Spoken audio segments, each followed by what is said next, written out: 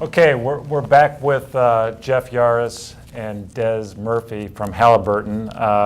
We were previously talking about 2016, and now we're going to talk a little bit about 2017. Just looking ahead to the year, tell us a little bit about Halliburton's expectations for the Appalachian Basin. We think that obviously commodity prices are still going to play a part, and the challenge is if we can maintain the oil price above $50 a barrel, we think most of our customers are going to get back into drilling, get back into exploration, and get back into development. But that has to be a sustained commodity price of about $50 a barrel and above is what we're looking at before we think we're going to start seeing a significant amount of extra activity. Okay, so Jeff, you're a technology fellow at Halliburton, and I know technology's played such an instrumental role in developing the play. So how does, even looking at $50, I mean, how will technology continue to play a role here going forward? Or have we seen, pretty much the best of what technology can do already? No, I think we have a lot more to go, but we have certainly done a fantastic job on the technology. Even though there's been a downturn in the industry and oil and gas prices are down, rig counts in general have been down, the new oil and new gas production has generally been up, and particularly with gas in the Utica and the Marcellus. So one of the reasons for that has a lot to do with the technology. We're able to drill wells longer, faster, cheaper. That technology has played a very important role in that part. And we've also been able to improve our completion strategies, our stimulation strategies. So I think as we look forward into 2017, one of the interesting consequences of the downturn in the industry is it's enabled us to focus on the technology and the research so that we can drive down that cost of barrel of oil equivalency. Right. So I think OPEC's meeting this week even. At one time, it was said that there was no way that shale would ever compete with Mideastern oil. I mean, what's your sense on how that's evolving today? Well, I think that story has been told. Look at the success that we've had here in North America in general. OPEC's not the only player in the game today, so I think we'll see even more of that. We're years ahead in terms of our technology and application in North America compared to the Middle East and other countries. They're actually benefiting in some respects from the technology that we've been developing. So when an E&P is drilling now in the Appalachian Basin, it used to be that there was some expectation that you might hit a dry hole when you drilled a well, but I really don't read any more about companies putting a $10 million well in place and coming up with nothing. I mean, how has technology changed expectations when you drill? Right. So it's one of the interesting things about these shale plays, and they're very varied across the different plays across the continent.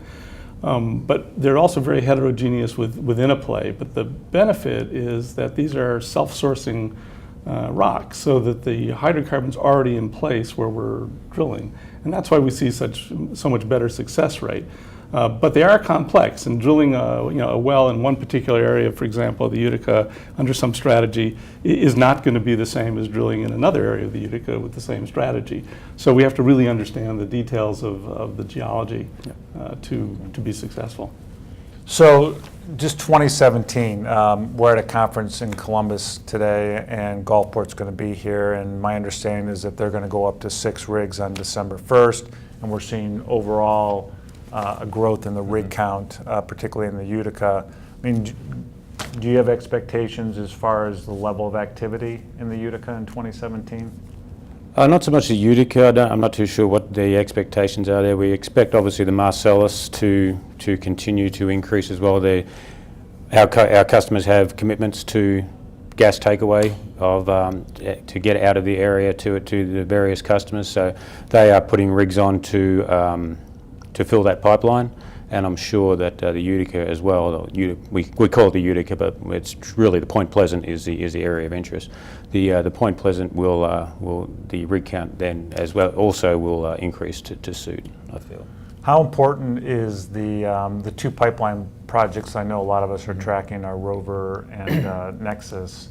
And are they absolutely critical to the development of the play, or is there other infrastructure that might serve the same purpose? I think we're pretty constrained in the area right now with the pipelines that are currently in place. So I do believe any additional pipeline is obviously going to be critical to the further development of the play. I'm not fully up to speed on the midstream side of the business, but I do believe you need to get those pipelines in place to get the actual to really get the development going on. Okay, so last question.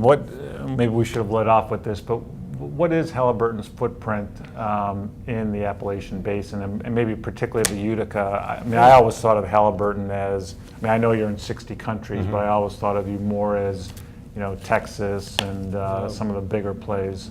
We've been in the northeast area. We opened our first base in Flora, Illinois, over 50 years ago. So we've had a continuous presence here in the northeast for decades. Currently, our largest facility is in Zanesville, Ohio.